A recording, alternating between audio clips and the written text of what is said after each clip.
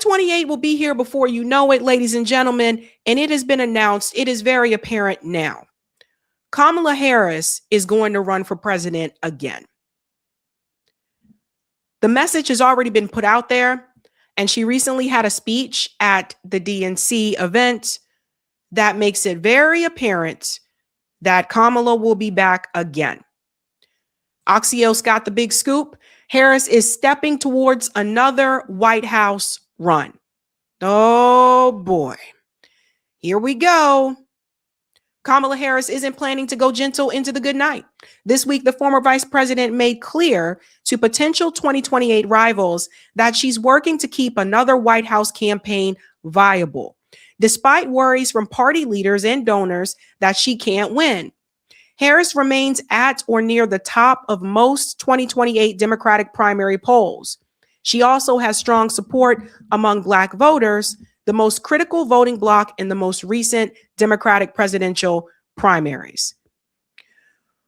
Okay, let me chime in here for just a second. I don't know how to say this, but I'm just going to say it like this.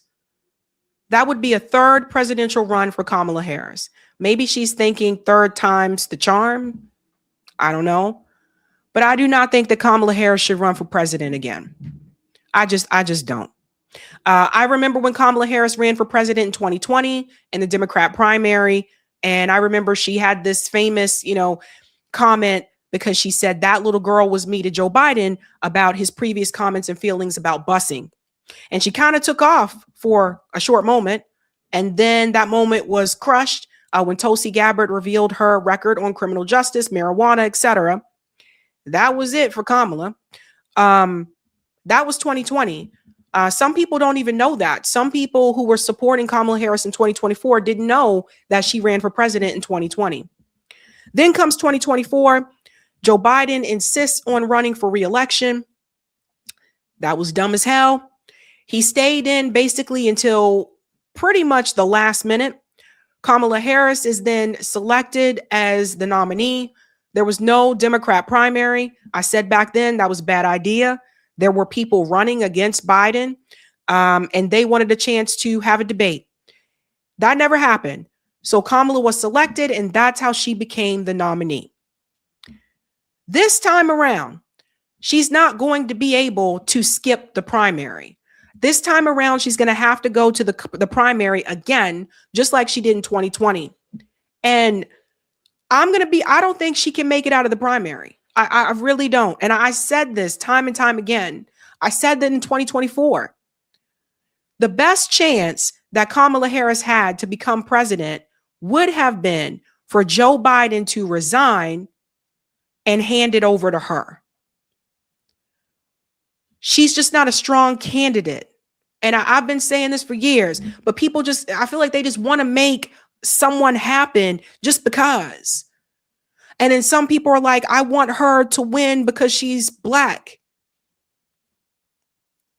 There's no other Black people that you think wouldn't be better at that job. That just kills me. It drives me crazy. So she is poised to do this again. And it even says here, after lying low for the first part of this year and then embarking on a 2024 focused book tour, Harris made several moves this week that many Democrats see as the beginnings of a 2028 campaign. Here's something to note. Her book tour expanded. So people need to know this.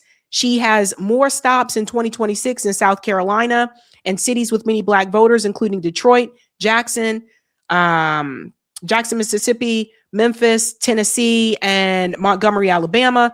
And she appeared before the Democratic National Committee. Let's go ahead and get into that, because this is the part that I think people need to pay attention to. So before we start here, I want to say this. Kamala Harris has been listening to independent media. Kamala Harris, when you hear her speak at this DNC winter meeting, you are going to hear a different person. It's almost as if she took all of our words in independent media that have been calling out the Democrats and the Republicans, and she decided to say all of these things at this DNC winter meeting. And I'm going to go ahead and give people the warning right now. Do not be surprised if come 2028, many of these candidates are going to run on a populist message. They are listening to independent media. They may not come onto these shows, but that doesn't mean that they're not watching, that they don't have staffers that aren't watching. They know what we're saying. And what they are going to do is they're going to take the issues that they hear us talking about. They're going to run on this populist message because they know that this is what people want. But as long as they are attached to big money interests, you know that they're not going to fulfill it. And that's the warning I want to give to people. Listen to what she says here. Watch. The American people sent a message.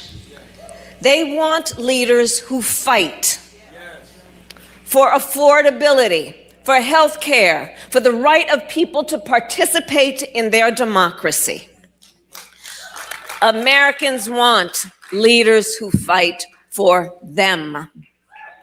And that is what we will continue to do in 2026.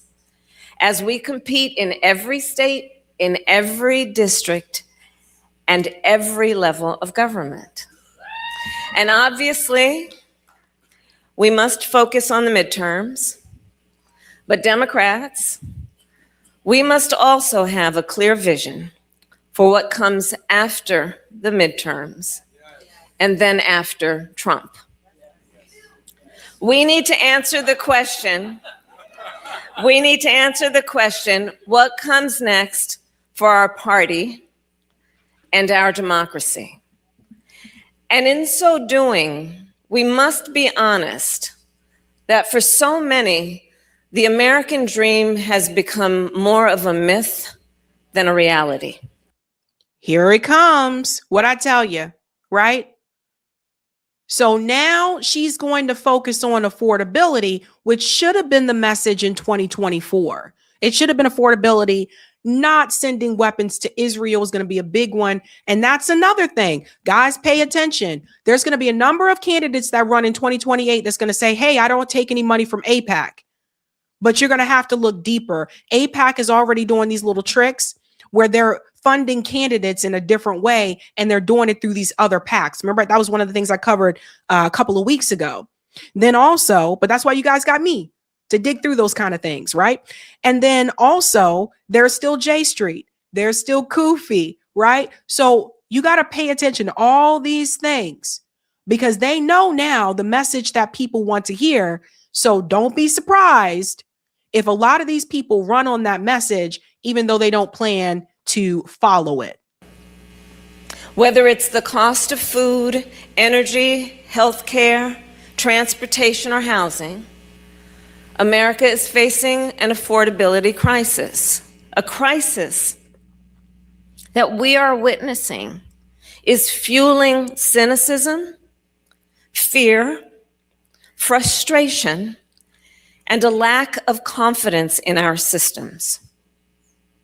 At the same time, AI has started to displace jobs, reshape the future of work, and cause Americans across the country to fear being left behind.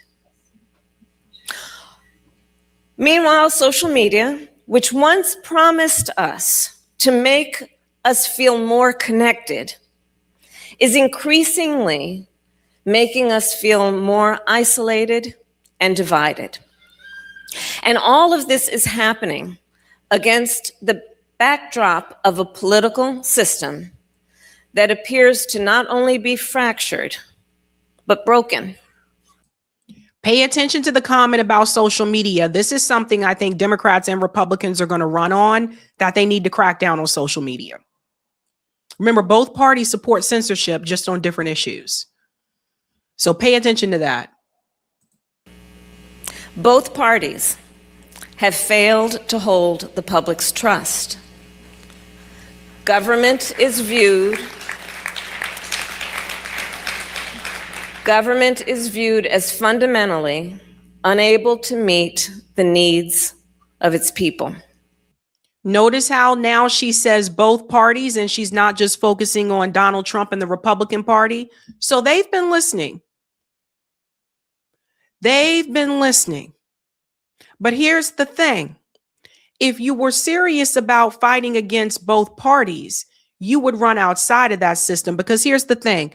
Kamala Harris has enough name recognition and popularity at this point that she can run outside the Democratic Party. She really could. You ain't got to like her, but everybody knows who she is now, if you didn't before. So she could really do that, right? So pay attention to this. In these and in so many other ways, the people feel that the very institutions that were designed to support them have failed them. And they are not wrong. We must see what is happening. People are done with the status quo, and they're ready to break things to force change. Oh, no. Because see, now she's talking about status quo, right? Didn't we say this in 2024? We're tired of this. Haven't we been saying this since Bernie, like 2016? We're tired of the status quo. Kamala Harris is the epitome of the status quo. So is Donald Trump. That's why a lot of people stayed home. That's why a lot of people stayed home. I voted third party, but look at the numbers. Look at all the people who didn't come out. So now she sees it. This is her pre-campaign speech. I really do believe it. And so real talk, right? So in comes Donald Trump, casting himself as the change agent, but with empty promises to the American people. Under his leadership, we all know prices are up, inflation is up, unemployment is up, healthcare costs for millions of Americans are about to double. We all know that in the midst of all this, the truth and reality of the moment, that just a few days ago, he said the economy was, I had to count the pluses, they're 5. A plus, plus, plus, plus, plus. That's what he said when asked, rate the economy. A plus, plus, plus, plus, plus. There is nothing A plus about any of this.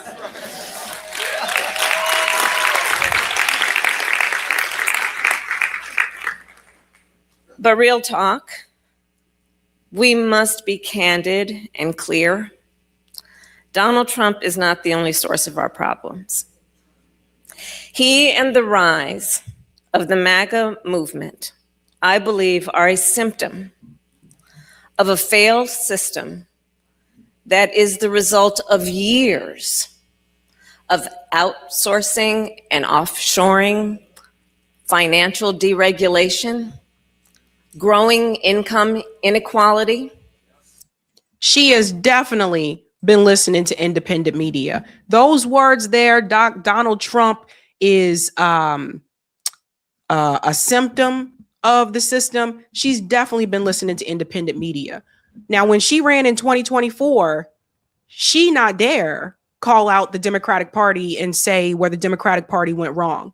She not dare call these things out because Biden was just as corrupt. Biden starting a genocide. Trump continuing the genocide. But it was really important to many people that Kamala Harris distance herself from Joe Biden and show people how she would be different. She's saying all these things now, but the reality is, as long as she's attached to the big money interest, she's not going to change anything either. That's the catch. The time for her to have done this was 2024.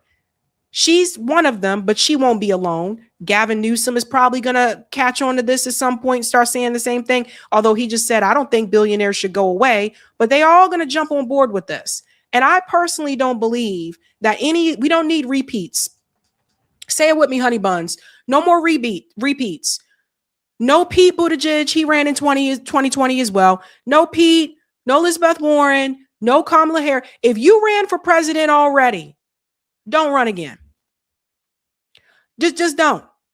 People need new energy. They need people who are not corrupted by Wall Street. They need people not corrupted by the military industrial complex. People need something new. And you know what? People need someone who didn't go to Harvard, Yale, Stanford, didn't go to these Ivies, people who came from something that was more working class. Now, some said that that was Joe Biden, but Joe Biden been in politics for years before then. And he was always an asshole. You know, you can go back and look at the other videos and see how he talked about, especially even the Black community when advocating for the crime bill. So I personally don't think that Kamala Harris should run for president again, but she's going to. And it's just one of those things. It's like, I feel like she feels like it's owed to her. I really do. I feel like this was promised to her, something at some point during her career. We'll make it happen for you. And I think what was supposed to happen is that Biden was supposed to resign and then pass the baton to her. But then Biden didn't want to do that because he's an asshole. That's just how he is. And so she's still trying to make this happen in some way, shape, or form. Ay. A broken campaign finance system and endless partisan gridlock, all contributing to how we got here today. So as we plan for what comes after this administration, we cannot afford to be nostalgic for what was in fact a flawed status quo and a system that failed so many.